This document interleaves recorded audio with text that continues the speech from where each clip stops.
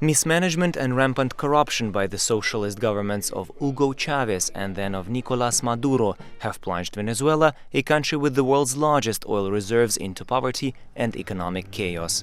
Resolving that humanitarian crisis is fundamental for this entire hemisphere. Nicolas Maduro is at the epicenter of any illicit trade that is happening around the world. Illicit narcotics trade, illegal gold trade, illegal arms trade, human smuggling. The UN Refugee Agency says 3 million Venezuelans have fled the crisis in their homeland and are now living abroad. Many have left since 2015. The exodus is driven by violence, hyperinflation that reached 80,000% since 2018, and severe shortages of food and medicines.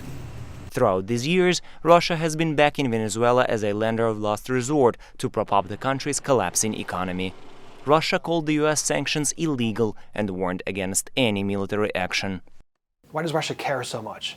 Well, Russia cares because it sells weapons to Nicolas Maduro.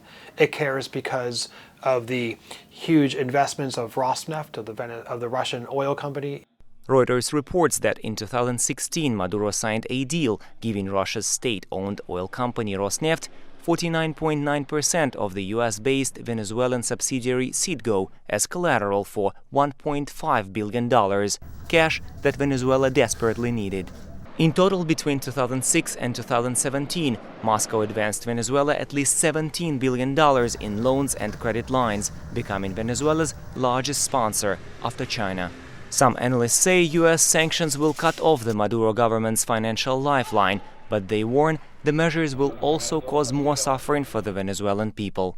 Oil actually accounts for 80% of the hard currency that the Venezuelan state uses to import food and medicine.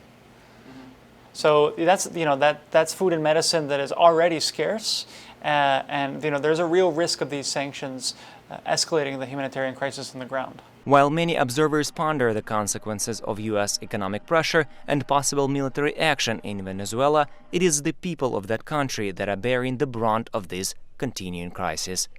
Igor Tsikhanenka, VOA News, Washington.